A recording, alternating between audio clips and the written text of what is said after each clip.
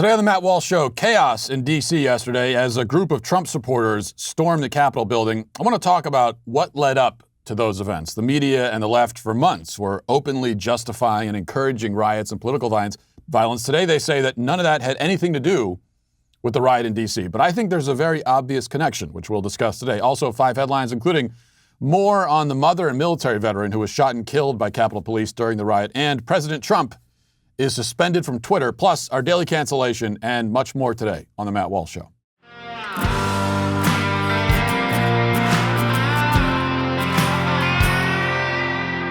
You know, it's really impossible to overemphasize the importance of protecting your online data.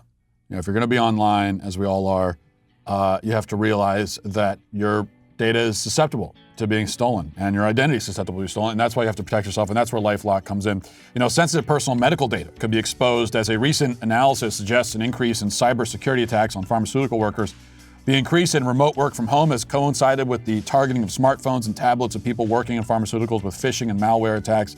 That's why it's just important to understand how cybercrime and identity theft are affecting our lives. Every day we put our information at risk on the internet.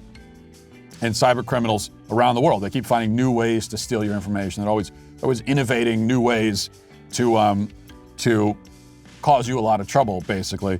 And that's why you need LifeLock. LifeLock detects a wide range of identity threats, like your social security number being for sale on the dark web.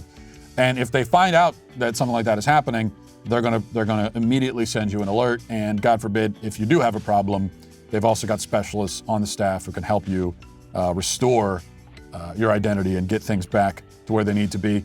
Nobody can prevent all identity theft or monitor all transactions at all businesses, but LifeLock can see threats that you might miss on your own. Join now and save 25% off your first year. Go to lifelock.com/Walsh. That's lifelock.com/Walsh for 25% off. It is being demanded that we view yesterday's events in D.C. as if they occurred without precedent. Nothing of importance or relevance preceding them. Right-wing Trump supporters stormed the Capitol building, vandalized, fought with police, rained down anarchy. And there was no catalyst for any of it, no underlying reason other than Donald Trump and his incitements. This is how we're meant to see it. But I think it's important that we learn from our experiences in this country, especially when those experiences are horrendous and disgraceful, as they were in this case. And learning means understanding, which often means stepping back and taking a wider view. And we don't need to widen the lens very much to see that the rioting and violence on Capitol Hill this week happened to occur after many months of violent riots across the nation. Violent riots which were defended, even romanticized, by many prominent voices in the media and government.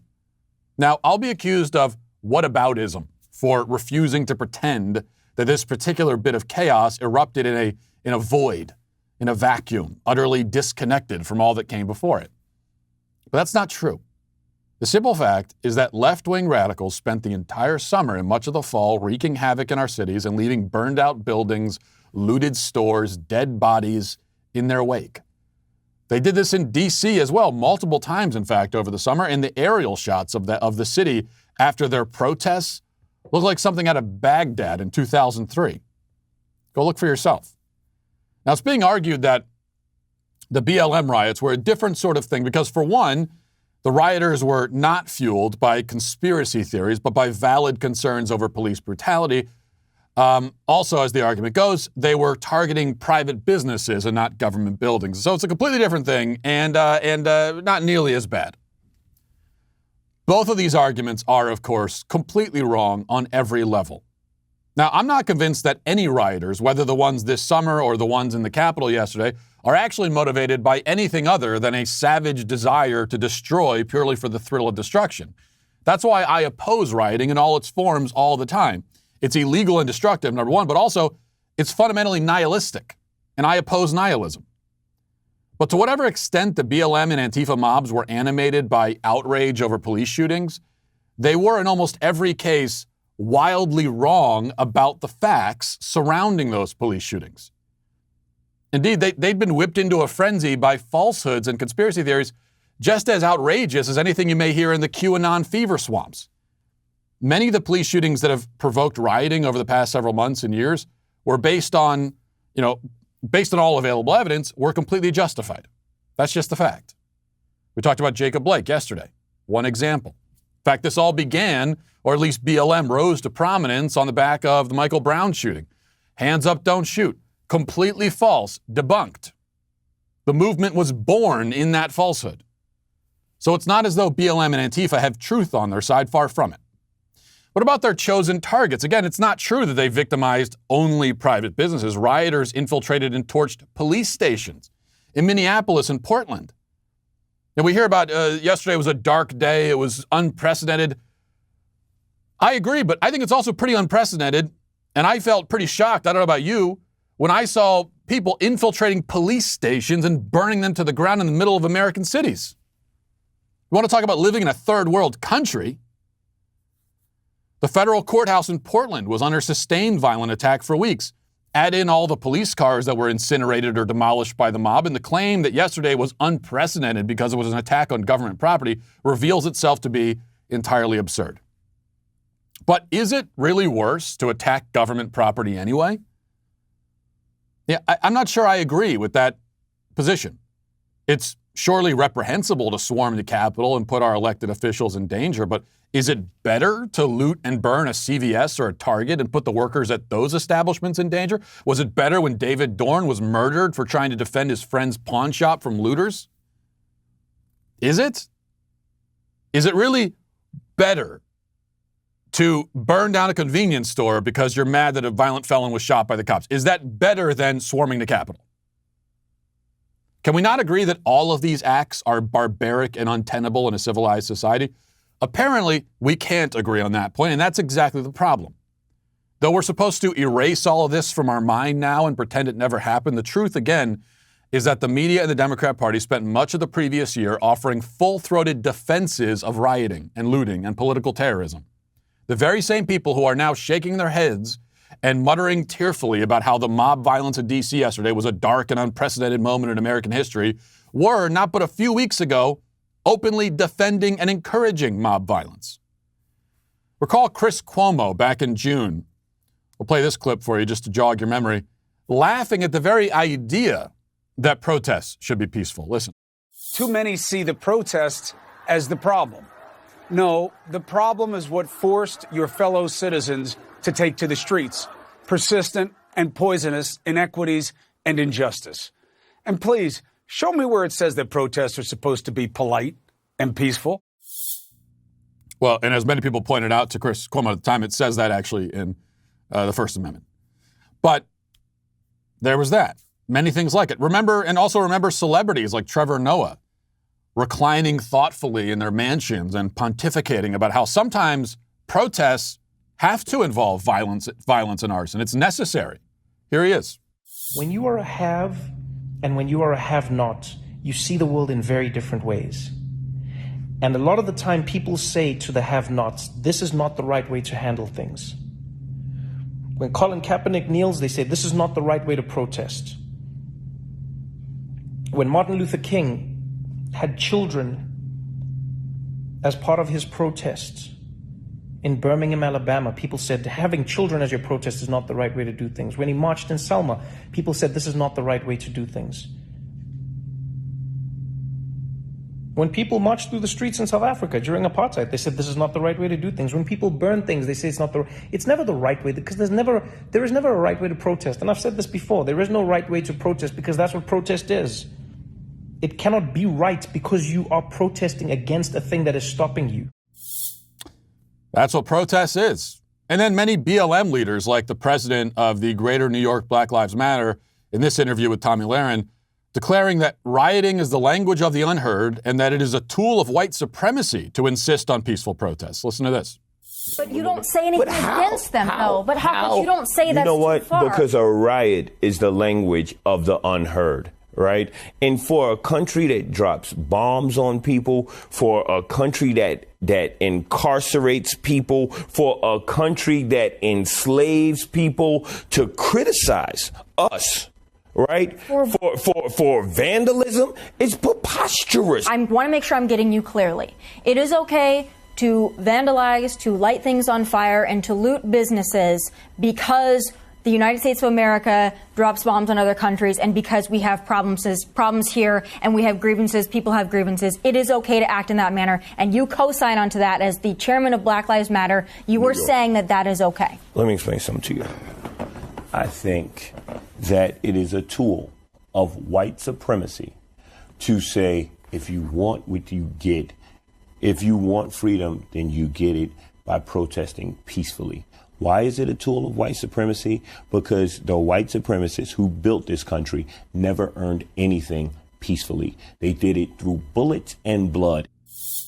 Bullets and blood. Do you remember anyone on the left, anyone in the media, anyone among any Democrats at all condemning that when he said it? Do you recall that? Because I don't. Far from it. In fact, Democratic leaders like Alexandria Ocasio-Cortez insisted that to call for peace is to call for injustice to continue. Listen. If you're trying to call for the end of unrest, but you don't believe healthcare is a human right, if you're afraid to say Black Lives Matter, if you're too scared to call out police brutality, then you aren't asking for an end of unrest. You are asking for injustice to continue. And she wasn't the only member of the squad openly saying there should be unrest in the streets. Ayanna Pressley said the same. They know what unrest in the streets is and what it looks like. It looks like burning buildings and dead bodies. They know that, and they called for it directly. See, there's a consequence to these words. There's a consequence to the decision by powerful and influential people to put on their pom-poms and act as cheerleaders for violent, murderous mobs. The consequence is exactly the result they desired, which is the normalization of rioting and the mainstreaming of political violence. That was their end game. And now it's here. And now they want to wash the blood from their hands and preach about the need for civility. And those of us who object to this charade and call it what it is are accused of whataboutism. I'm not interested in justifying anything that happened at the Capitol on Wednesday. I'm even less interested in allowing the cretins who set the stage for it by encouraging that sort of behavior for months on end to now pretend they bear no blame. This is not just a matter of accountability, though it is that as well. It's a matter of understanding what's happening in this country in its full context and why it's happening. Because if there's any chance of changing it now, of pulling ourselves back from the brink, we have to start by understanding where we are and how we got here. And that's how. Now let's get to our 5 headlines.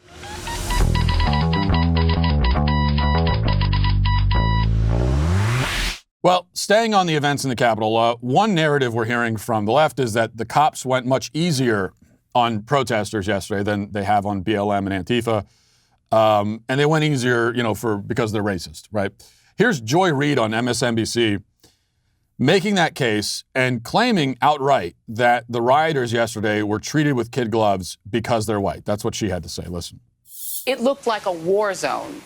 Police brought in tanks. They brought in body armor. They were wearing full body armor rubber suits where they almost looked robotic, full gear, enormous, powerful weaponry. And they were phalanxed out all across Baltimore, Penn and North. They were standing menacingly, waiting to brutalize anyone who even looked at them funny. The level of force, the level of just almost indiscriminate rudeness, cruelty, hardness of those police officers, and at curfew time, which would be 9 o'clock, and then almost every night during that uprising, at some point I would go on with you, Rachel, and describe to you what I was seeing, and it was terrifying. And what terrified me in those moments in Baltimore were not the marchers. I was never afraid among the marchers. The marchers just wanted justice. They just didn't think it was okay to just kill a guy because he looked at the police funny. I wasn't afraid of them. I was afraid of the cops because they were menacing. They knew those marchers were coming every night. They knew there was going to be a curfew every night. The great Elijah Cummings would walk people home and get them to go home because he didn't want them out after curfew. But there would always be some guys who would stay out after the curfew, who would refuse to go home, who would claim the right to be in their streets. And I was never afraid of them. I was afraid of the cops. White Americans are never afraid of the cops, even when they're committing insurrection. Yeah, and we've heard a lot of this kind of thing that, well, they went easy on these protesters, rioters, because they're white, and look at with BLM, they came down so hard on BLM. This is just total, absolute nonsense that we're expected to accept. We're expected to just accept it and pretend that we haven't witnessed what we've witnessed over the last 6 months. It's not even though there's 2 years of separation and they want us to pretend that we don't remember what happened 2 years ago, even though there were BLM riots happening 2 years ago too. We're talking about what just happened in this country, what we all spent all summer watching. And now they want to pretend like none of it ever happened or just rewrite the history of it in front of our eyes. That is nonsense. Well, as soon as BLM shows up, the cops come down hard on them. Are you kidding me? You idiot. You liar. The cops stood back and let BLM riot for weeks. Look what happened in Kenosha. Days on end.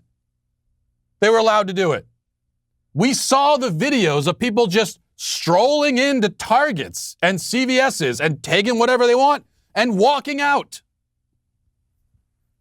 We all saw that in cities across the country for weeks. You lying snake.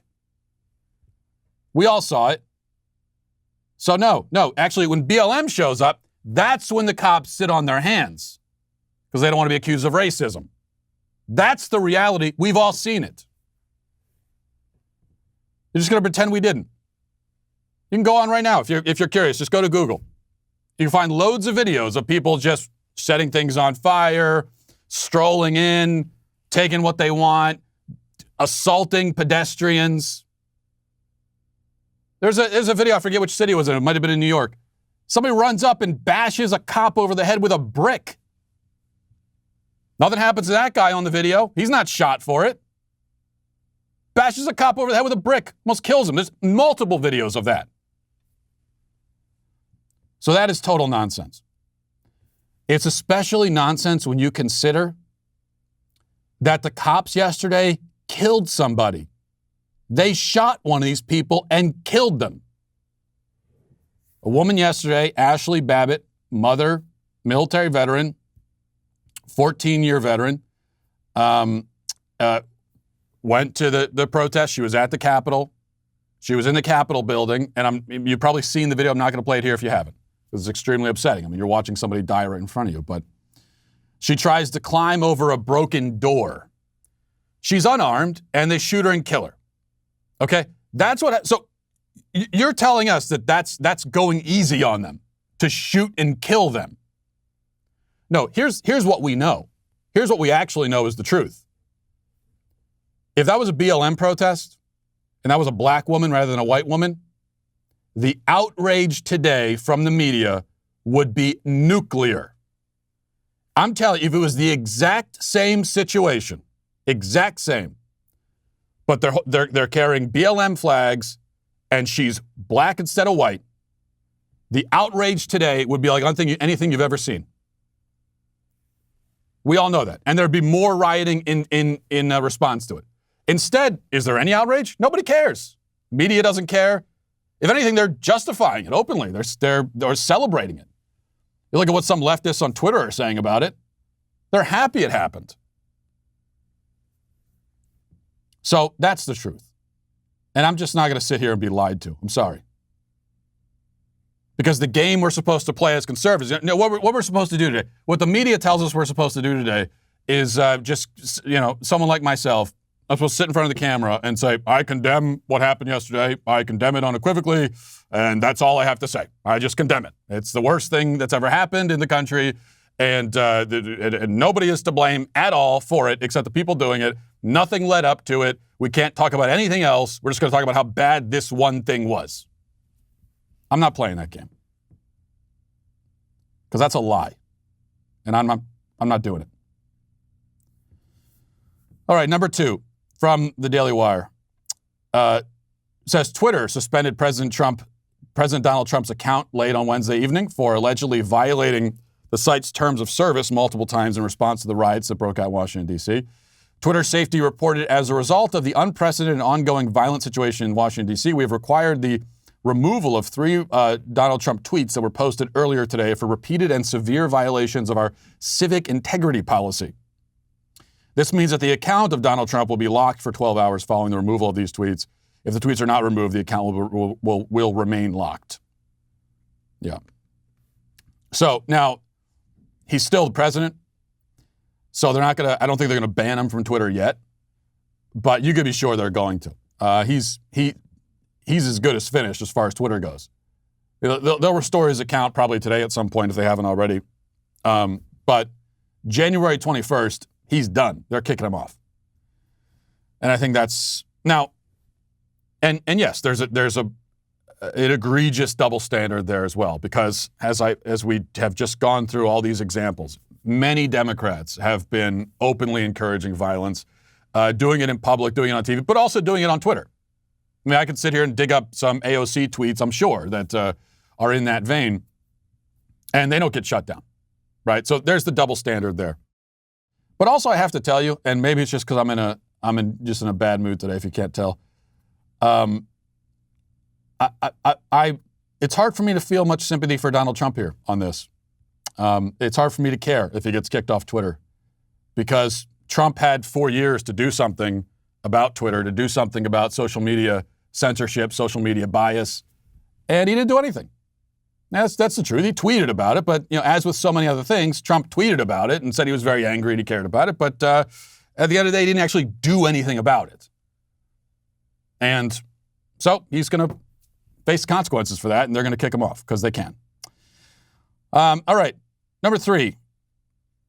Let's see. From the Daily Wire, it says, the Washington Post has issued a major correction admitting that Jacob Blake, the Kenosha, Wisconsin man shot by police in August, had in fact been armed at the time. The Post on Tuesday, we talked about this yesterday, claimed that in a tweet that police officers won't be charged in shooting of Jacob Blake, an unarmed black man who was shot 7 times in the back in Kenosha, Wisconsin. The article itself claimed Blake was unarmed when he was shot. But the Kenosha DA, we played the audio for you, debunked that claim at a press conference. He said it was incontrovertible that Blake was armed, and video footage proves it. In fact, he said that Jacob Blake admits that he was armed. Jacob Blake comes out and says, yeah, I was armed. And still the media for months insisted that, no, you weren't. No, you weren't. You were unarmed.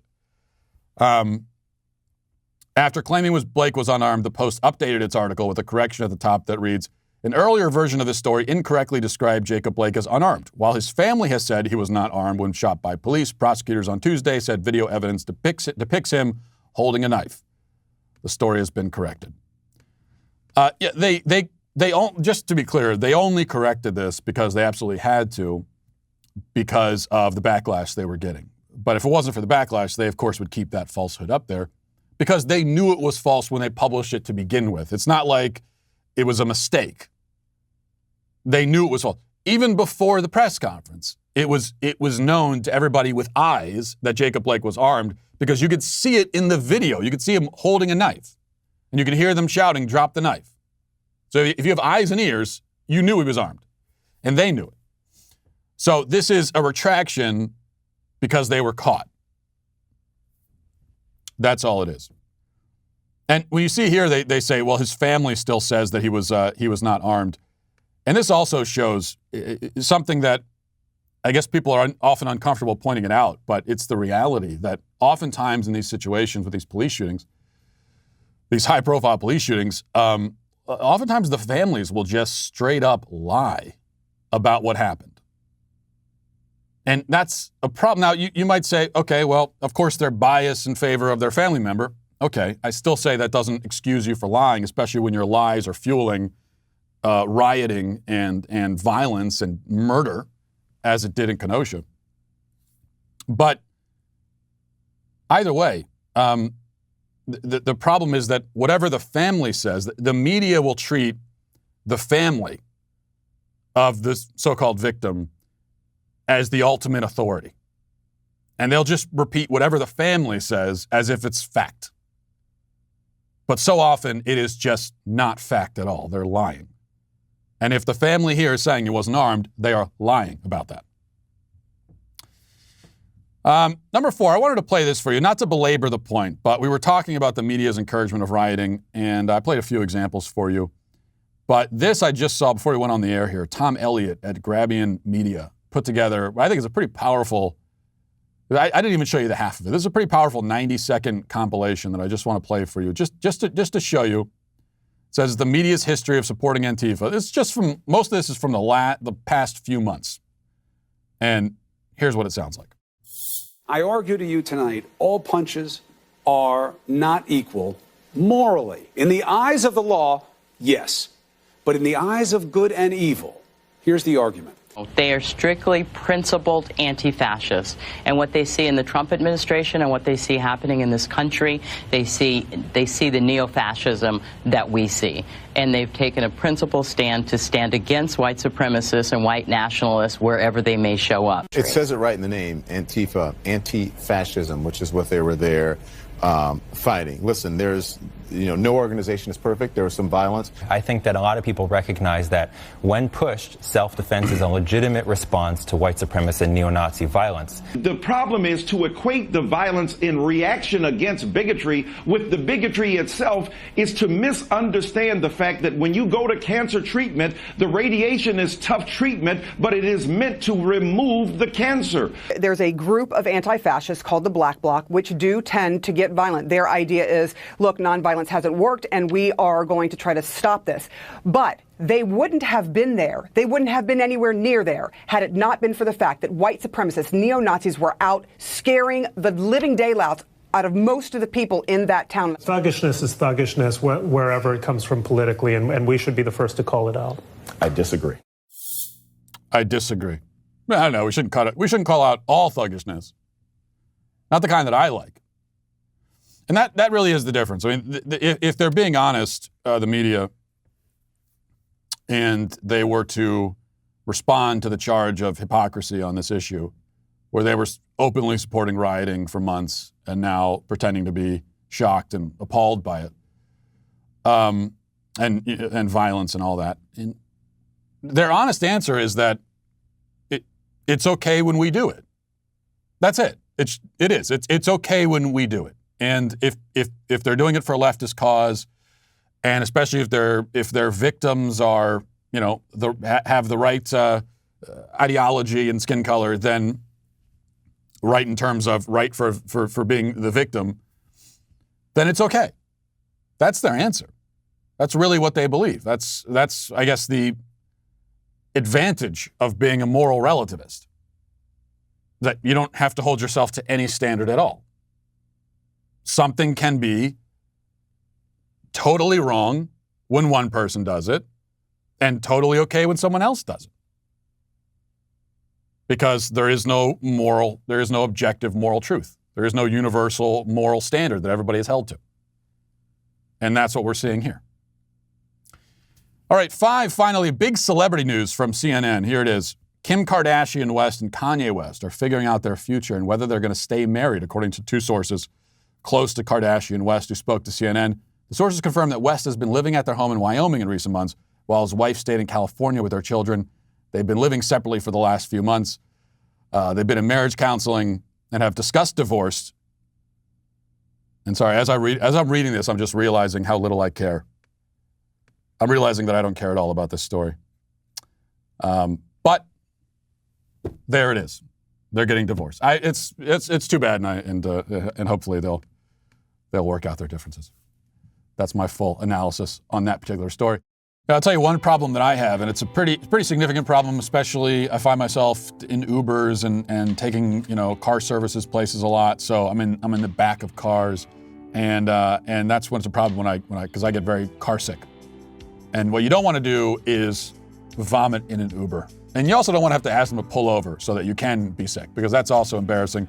And that's why I use Relief Band. Relief Band is the #1 FDA-cleared anti-nausea wristband that has been clinically proven to quickly relieve and effectively prevent nausea and vomiting associated with motion sickness, anxiety, migraine, hangover, morning sickness, chemotherapy, and so much more. The product is 100% drug-free, non-drowsy, provides all-natural relief with 0 side effects, Technology was originally developed over 20 years ago in hospitals to relieve nausea from patients, but now through Relief Band, it's available to the masses. Relief Band is the only over-the-counter wearable device that's been used in hospitals and oncology clinics to treat nausea and vomiting.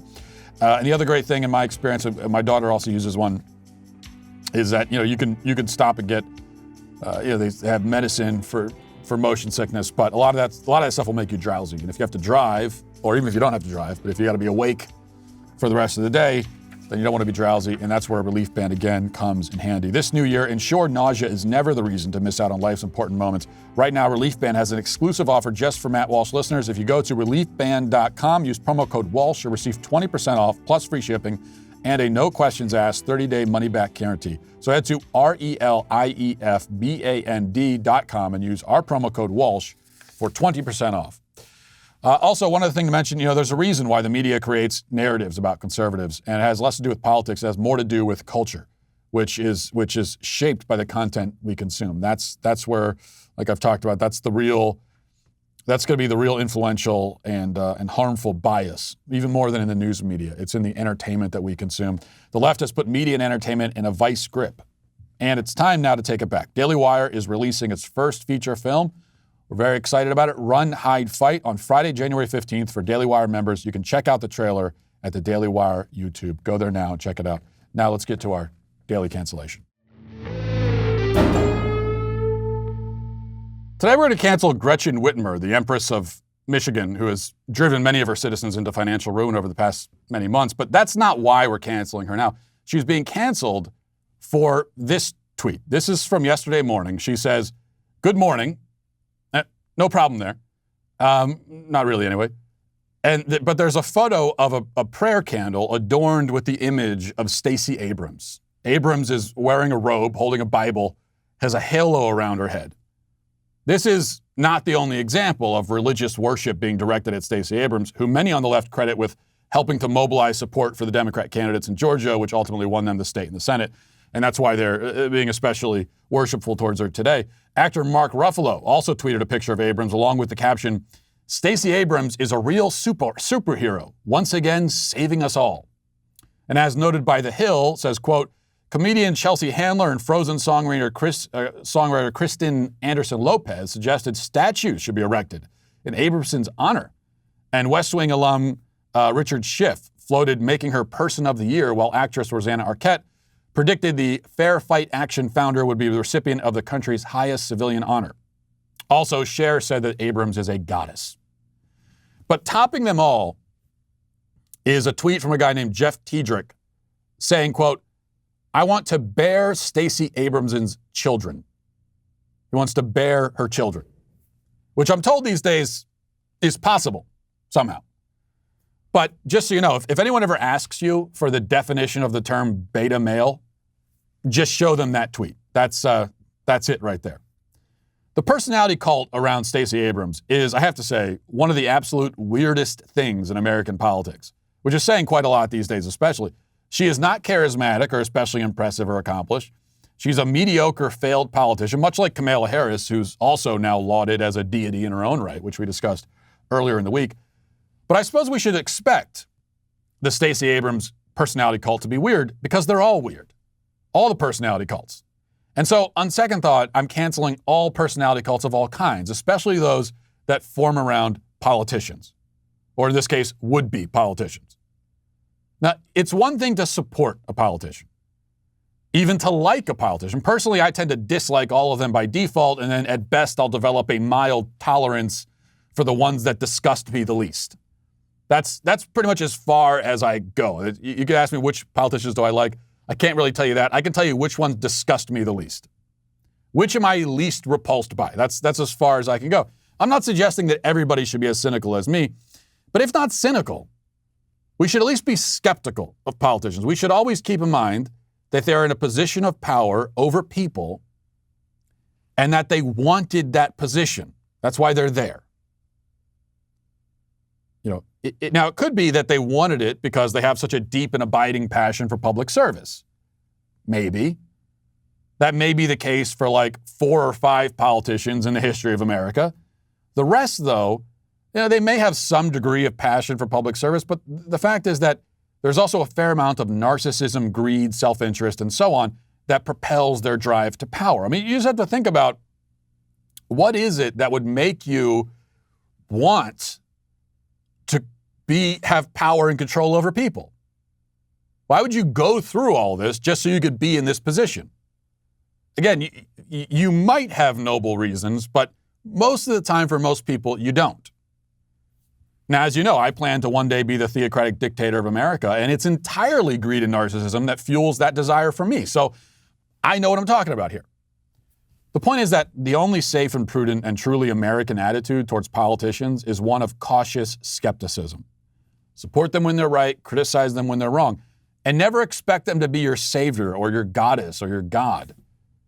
This is one of the great problems we face in American society today, I think, in my view. Even if people are not literally putting halos around a politician and lighting prayer candles with her face on it, still, many Americans have been conditioned to look to politicians, especially politicians on the national stage, for the answers to their problems. You know, we're searching for someone to save us, to restore our hopes and dreams and everything. But that is not something a politician can do. And the ones that promise they can do it are always lying. And they all promise they can do it. So what does that tell you? If America is to be saved, whatever that means exactly, it will happen in your home, in your family, and in everybody else's. Mother Teresa famously said, if you want to change the world, go home and love your family. It sounds like a platitude, but there's a deep truth in it. And it's much better than, if you want to change the world, go vote for this person who will solve all your problems. That's a cultish mentality. And it's part of what's destroying us right now, which is why it is canceled. But again, especially the cult around Stacey Abrams, because that one is just her of all people. I mean, at least choose someone who's charismatic. At least then I can sort of understand it. But Stacey Abrams? Come on. Canceled, canceled, canceled. Down the board. And that's going to do it for us today. Thanks for watching, everybody. Thanks for listening. Have a great day. Godspeed.